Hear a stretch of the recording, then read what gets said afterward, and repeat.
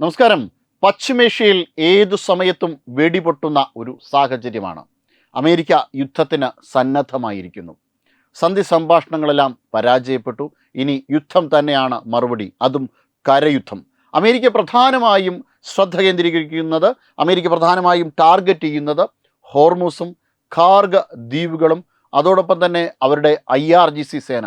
IRGCയെ അടിമുടി തകർക്കും. എങ്ങനെയാണ് ഹമാസിനെ തകർത്തത് അതുപോലെ തന്നെ IRGCയെ തകർക്കും. ഇനി ഏറ്റവും പ്രധാനമായിട്ടും അമേരിക്ക ടാർഗറ്റ് ചെയ്യുന്ന മറ്റൊരു മേഖലയാണ് ഇസ്ഫഹാൻ മേഖല, അതായത് യുറേനിയം ശേഖരം, യുറേനിയം സമ്പുഷ്ടീകരണം ഇറാൻ നടത്തിയിരിക്കുന്ന ഈ മേഖലയെ അപ്പാടെ തകർക്കുവാൻ തന്നെയാണ് അമേരിക്കയുടെ പദ്ധതി. തകർക്കുക എന്നാൽ അവിടെ ബോംബ് ഇട്ട് തകർക്കുക എന്നതല്ല, അവിടുത്തെ യുറേനിയം സമ്പുഷ്ടീകരണം അമേരിക്ക അവിടെ നിന്ന് മാറ്റും, പൂർണ്ണമായും മാറ്റും എന്ന തരത്തിൽ തന്നെയാണ്. കാരണം ആ മേഖല ലോക്ക് ചെയ്തതിന് ശേഷം ഈ മേഖല എവിടെയൊക്കെ, ഇസ്ഫഹാൻ മാത്രമല്ല മറ്റെവിടെയെങ്കിലുമൊക്കെ ഇറാൻ യുറേനിയം സമ്പുഷ്ടീകരണം നടത്തിയിട്ടുണ്ടെങ്കിൽ ആ മേഖലയിൽ നിന്നൊക്കെ ഇറാൻ്റെ കൈവശത്തു നിന്ന് പൂർണ്ണമായും ഈ യുറേനിയം മാറ്റും എന്ന തരത്തിലുള്ള തീരുമാനങ്ങളിലാണ് അമേരിക്ക ഉറച്ചു നിൽക്കുന്നത്. അത്തരത്തിലുള്ള ഒരു മിന്നൽ ആക്രമണം തന്നെയായിരിക്കും ഈ മേഖലകളിലൊക്കെ അമേരിക്ക നടത്തുന്നത് എന്ന തരത്തിലുള്ള വിവരങ്ങളാണ് ഇപ്പോൾ ലഭ്യമാകുന്നത്. പക്ഷേ അത് അത്രയേറെ എളുപ്പമായ ഒരു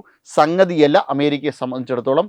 ഈ മാഗ ഗ്രൂപ്പിനെ സംബന്ധിച്ചിടത്തോളം അത് അത്രത്തോളം തന്നെ വലിയ എളുപ്പമുള്ള ഒരു കാര്യമേ അല്ല. മേക്ക് അമേരിക്ക ഗ്രേറ്റ് അഗെയിൻ എന്ന് പറയുന്ന ഈ മാഗ ഗ്രൂപ്പ്, അതിൽ ഏറ്റവും പ്രധാനി ട്രംപാണ്. എന്തായാലും അത്തരത്തിലുള്ള ഒരു വലിയ ശക്തമായ ആക്രമണം തന്നെയായിരിക്കും ഈ മേഖലയിലേക്ക് നടത്തുക എന്നുള്ള കാര്യം ഏറെക്കുറെ ഉറപ്പായിരിക്കുകയാണ്. അതിനുള്ള എല്ലാ സന്നാഹങ്ങളും അമേരിക്ക നിരത്തിക്കഴിഞ്ഞു. USS സാന്റിയാഗോയും USS ഓർലൈൻസും അടക്കമുള്ള അമേരിക്കയുടെ ഏറ്റവും ശക്തമായിട്ടുള്ള ഒരു നിര തന്നെയാണ് ഇപ്പോൾ ആ ഭാഗത്തുള്ളത്. അതോടൊപ്പം തന്നെ 3500 മറൈനീസ് വളരെ പെട്ടെന്ന് സജ്ജമാക്കുവാൻ കഴിയുന്ന തരത്തിലുള്ള അവരുടെ പട്ടാളം, വളരെ ലൈറ്റ് ഇൻഫൻട്രി ഗ്രൂപ്പുകൾ അവിടെ നിരന്നു കഴിഞ്ഞു.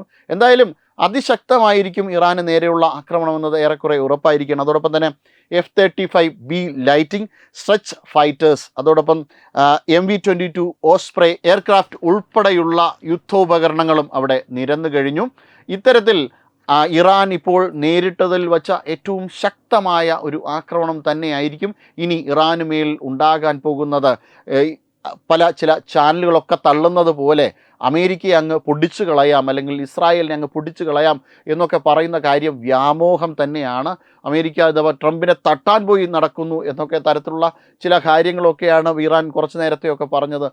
ഉടൻ തന്നെ ആക്രമിച്ച ട്രംപിനെ അങ്ങ് കൊന്നുകളയും, ട്രംപ് ഈ രീതിയിൽ കാര്യങ്ങൾ മുന്നോട്ട് പോയാൽ ട്രംപ് അധിക നാൾ ജീവിച്ചിരിക്കില്ല, ട്രംപിനെ തീർക്കും എന്നൊക്കെ തന്നെയാണ് ഇറാൻ നേരത്തെ പറഞ്ഞത്. പക്ഷേ അതൊന്നും തന്നെ സാധ്യമല്ല. നേരത്തെ 2047 ഇസ്രായേലിനെ പൂർണ്ണമായും ഈ ലോകത്തു നിന്ന് അവസാനിപ്പിക്കും എന്ന പ്രതിജ്ഞ എടുത്ത ഖമനായി കൊല്ലുന്ന തള്ളപ്പെട്ടതുപോലെയൊക്കെയുള്ള കാഴ്ചകളായിരിക്കും ഇനി ഇറാനിൽ കാണാൻ പോകുന്നത്. പക്ഷേ ഇറാൻ വെറുതെ ഇരിക്കും എന്നല്ല, ഇറാനും കനത്ത രീതിയിലുള്ള ആക്രമണം നടത്തും. പ്രത്യേകിച്ച് ഖാർഗ് മേഖലയെ ലക്ഷ്യം വെച്ചുകൊണ്ടുള്ള ആക്രമണം നടന്നാൽ തീർച്ചയായിട്ടും അത് മധ്യേഷ്യയിലെ മറ്റു പല ഭാഗങ്ങളിലേക്കും, പ്രത്യേകിച്ചും സൗദിയിലേക്കും UAE-യിലേക്കും ബഹ്റൈനിലേക്കും ഒക്കെ അതിശക്തമായ ആക്രമണം തന്നെയായിരിക്കും നടക്കുന്നത്. ഈ ഖാർഗ് മേഖലയെ സംബന്ധിച്ചിടത്തോളം ഈ ആക്രമണത്തിന് എത്രയേറെ വലിയ പ്രശ്നം ഇറാന് മാത്രമല്ല ലോകത്തിൻ്റെ പല ഭാഗങ്ങളിലുണ്ടാകും. കാരണം ഇത് ഇറാൻ്റെ ഏറ്റവും വലിയ ഓയിൽ സംഭരണ കേന്ദ്രമാണ്. ഒരു കോറൽ ഐലൻഡാണ്, പേർഷ്യൻ ഭാഗത്തേക്കുള്ള, പേർഷ്യൻ ഗൾഫിലെ ഒരു ഓയിൽ ഐലൻഡാണ് ഈ ഖാർഗ് എന്ന് പറയുന്നത്. ഇറാൻ്റെ ഏറ്റവും പ്രധാനപ്പെട്ട ഓയിൽ റിഫൈനറീസ്, ഓയിൽ പ്ലാന്റുകൾ, അതോടൊപ്പം തന്നെ ഇലക്ട്രിക് പ്ലാന്റുകളൊക്കെ ഉൾപ്പെടുന്ന ഒരു മേഖലയാണ്. ഇറാൻ്റെ ഏറ്റവും തന്ത്രപ്രധാനമായ മേഖല. ഇറാൻ ഏറ്റവും അധികം ഓയിൽ എക്സ്പോർട്ട് നടത്തുന്നത് ഇതുവഴിയാണ്. ഇത് തകർക്കപ്പെടുന്നതോടുകൂടി ഇറാനെ മാത്രമല്ല പട്ടിണിയിലാക്കുന്നത്, ലോകത്തിലെ പല ഭാഗങ്ങളിലേക്കുള്ള എണ്ണ എത്തിക്കുവാൻ വേണ്ടിയിട്ട് ഇറാന് കഴിയാത്തൊരവസരം വരും. അതോടൊപ്പം തന്നെ ഇറാൻ ഈ ഒരു പ്രതികാരം ഉൾക്കൊണ്ടുകൊണ്ട് മറ്റു പല മേഖലകളിലേക്കും, മധ്യേഷ്യയിലെ മറ്റു പല മേഖലകളിലേക്കും ആക്രമണം നടത്തിയാൽ തീർച്ചയായിട്ടും ഇനി വരാൻ പോകുന്നത് വലിയ ഓയിൽ ക്ഷാമം തന്നെയായിരിക്കും. അങ്ങനെ ഇത്തരത്തിലാണ് കാര്യങ്ങൾ മുന്നോട്ട് പോകുന്നത്. ഈ 10 ഏപ്രിലോടുകൂടി ഈ യുദ്ധമൊക്കെ തീർക്കാൻ പറ്റുമെന്നാണ് ട്രംപ് വ്യാമോഹിക്കുന്നതെങ്കിൽ അതൊന്നും നടക്കാൻ പോകുന്നില്ല. ഇനി പറഞ്ഞ കാര്യങ്ങളൊക്കെയും നടന്നാൽ ഇപ്പോൾ സൂചിപ്പിച്ചതുപോലെയുള്ള കാര്യങ്ങളായിരിക്കും ഉണ്ടാകുവാനായിട്ട് പോകുന്നത്. Tactical recovery of aircraft personal traps അടക്കമുള്ള സന്നാഹങ്ങൾ അവിടെ നിരന്നു കഴിഞ്ഞു. അതോടൊപ്പം തന്നെ 82nd എയർബോൺ ഡിവിഷൻ പോലുള്ള സംവിധാനങ്ങളും അവിടെ സജ്ജീകരിച്ചു കഴിഞ്ഞു. അത്തരത്തിൽ വളരെ ശക്തമായ ഒരു ആക്രമണ പദ്ധതി തന്നെ അവിടെ ട്രംപ് നടപ്പാക്കി കഴിഞ്ഞു. ഇനി എന്തായാലും ഇറാന് ഒരു രീതിയിലും രക്ഷപ്പെടുവാൻ സാധിക്കില്ല. കൂട്ടത്തിൽ ഇസ്രായേലും കൂടി അണിനിരക്കുന്നതോടുകൂടി ഒരു രീതിയിലും ഇറാൻ ഇനി മുന്നോട്ട് പോകാൻ പറ്റാത്ത രീതിയിൽ വരിഞ്ഞ് മുറുക്കപ്പെടും. പക്ഷേ ഒരു കാര്യം ചെയ്യാനായിട്ട് ഇറാന് പറ്റും. നേരത്തെ സൂചിപ്പിച്ചതുപോലെ മധ്യേഷ്യയിലേക്കുള്ള ഒരു കനത്ത ആക്രമണത്തിലൂടെ മറ്റു പല ഭാഗങ്ങളിലേക്കുമുള്ള എണ്ണ പ്ലാന്റുകൾ, ഓയിൽ റിഫൈനറീസ് ഒക്കെ തകർക്കാൻ വേണ്ടിയിട്ട് ഇറാന് സാധിക്കും. അങ്ങനെ സംഭവിച്ചാൽ തീർച്ചയായിട്ടും വലിയ നാശനഷ്ടം തന്നെയായിരിക്കും അത് ലോകത്തിന് സംഭാവന ചെയ്യുന്നത്. ഇറാൻ്റെ 90% ഓയിൽ എക്സ്പോർട്ട് നടക്കുന്നത് കാർഗ് വഴിയാണ്. ഇത്തരത്തിലൊരു വലിയ ആക്രമണം കാർഗിനെ ലക്ഷ്യം വെച്ച് നടന്നാൽ തീർച്ചയായിട്ടും അതിനെ അതിജീവിക്കുവാൻ വേണ്ടിയിട്ട് ഇറാനും ലോകവും വളരെയധികം കഷ്ടപ്പെടേണ്ടി വരും. എന്തായാലും അമേരിക്കയുടെ ഈ പദ്ധതിക്ക് സഹായവുമായിട്ട് ഇസ്രായേലും അതോടൊപ്പം തന്നെ ലോകത്തിൻ്റെ പല ഭാഗങ്ങളിൽ നിന്നുള്ള വൻ ശക്തികളും അണിനിരക്കുന്നുണ്ട് എന്നാണ് കേട്ടത്.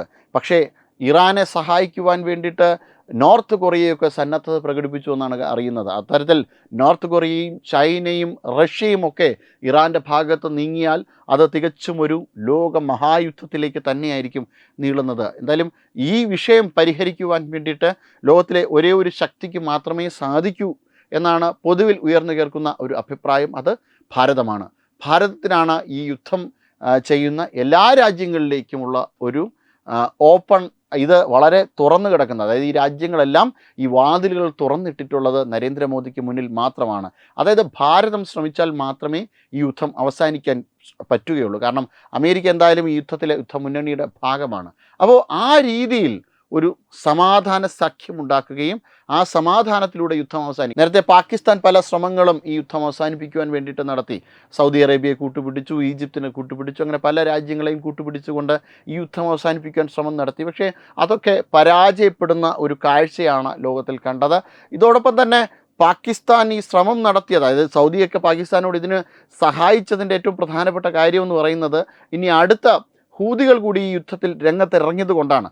ഹൂതികൾ ഈ ബാബൽ അൽ മന്ദബ് കേന്ദ്രീകരിച്ചുകൊണ്ടുള്ള ഒരു ആക്രമണത്തിന് പദ്ധതിയിട്ടു. ബാബൽ അൽ മന്ദബ് കേന്ദ്രീകരിച്ചുള്ള ഒരു ആക്രമണത്തിന് പദ്ധതിയിട്ടാൽ അതിൻ്റെ അർത്ഥം ചെങ്കടലിലേക്ക് കൂടെ പോകുന്ന കപ്പലുകൾ കൂടി, അതായത് ചരക്ക് ഗതാഗതം കൂടി തടസ്സപ്പെടുത്തുന്ന ഒരു സാഹചര്യം ഉണ്ടാകും. അങ്ങനെ തടസ്സപ്പെടുന്ന ഒരു സാഹചര്യം ഉണ്ടായാൽ ഹോർമൂസ് പോലെയുമല്ല, ചെങ്കടൽ കൂടി തടസ്സപ്പെടുത്തുന്നതോടുകൂടി ലോകത്തിൻ്റെ ഒരു ഉപരോധം എന്ന് തന്നെ പറയാം. ലോകത്തിൻ്റെ പല ഭാഗങ്ങളിലും ഇറാൻ്റെ ഒരു ഉപരോധം എന്ന തരത്തിൽ കാര്യങ്ങൾ മുന്നോട്ട് നീങ്ങും. അത് ഒട്ടും ആശാസ്യകരമായ ഒരു സംഭവമേ അല്ല. അങ്ങനെ ഈ രീതിയിൽ കാര്യങ്ങൾ മുന്നോട്ട് പോകാതിരിക്കുവാനാണ് പല ശ്രമങ്ങളും നടന്നത്. എന്നാൽ അതൊന്നും ഈ രാജ്യങ്ങളൊന്നും തന്നെ അംഗീകരിച്ച ഒരു സാഹചര്യമില്ല. അങ്ങനെ ഈ രാജ്യങ്ങളൊന്നും അംഗീകരിക്കില്ല എന്നൊക്കെ പറഞ്ഞു. പ്രത്യേകിച്ചും ഇറാൻ പാകിസ്ഥാനെ അടുപ്പിക്കുന്ന ഒരു സാഹചര്യമില്ല. ആ കൂടി സംസാരിക്കാൻ സന്നദ്ധത പ്രകടിപ്പിക്കുന്നത് ഇന്ത്യയുമായിട്ടാണ്. ഇന്ത്യ ഈ യുദ്ധത്തിൽ ഇടപെട്ടാൽ, കാരണം ഇസ്രായേലിലേക്കും ഇന്ത്യക്ക് പോകാം, അമേരിക്കയിലേക്കും പോകാം, ഇറാനിലേക്കും പോകാം. അങ്ങനെ ഈ രീതിയിൽ ഇന്ത്യ ഒരു സമാധാന ശ്രമവുമായി മുന്നോട്ട് നീങ്ങിയെങ്കിൽ മാത്രമേ ഈ യുദ്ധം അവസാനിക്കുകയുള്ളൂ. പക്ഷേ ഇപ്പോഴുള്ള ഒരു സാഹചര്യത്തിൽ തീർച്ചയായിട്ടും അമേരിക്കയുടെ അതിശക്തമായ ഒരു ആക്രമണം തന്നെയായിരിക്കും ഇറാൻ്റെ മേൽ വന്ന് പതിക്കാൻ പോകുന്നത്. അതിനെ അതിജീവിക്കുവാനായിട്ട് ഇറാന് സാധിക്കുമോ ഇല്ലയോ എന്ന് ഇനി കണ്ടറിയേണ്ടി തന്നെ ഇരിക്കുന്നു. Web desk Tatwamayi news. HIV അണുബാധ സന്തോഷപൂർണമായ ഒരു ജീവിതത്തിന് തടസ്സമല്ല. HIV അണുബാധയ്ക്ക് ഫലപ്രദമായ ചികിത്സ ഇന്ന് ലഭ്യമാണ്. ഇതിന് യഥാസമയം അണുബാധ കണ്ടെത്തുന്നതും കാലേക്കൂട്ടി ചികിത്സ നടത്തേണ്ടതും അത്യാവശ്യമാണ്. സൗജന്യമായ ചികിത്സയും മാർഗനിർദ്ദേശങ്ങളും സർക്കാർ ആശുപത്രികളിലെ ART അഥവാ ഉഷസ് കേന്ദ്രങ്ങളിൽ ലഭ്യമാണ്. ആരോഗ്യ സംരക്ഷണം ഓരോരുത്തരുടെയും ഉത്തരവാദിത്തമാണ്.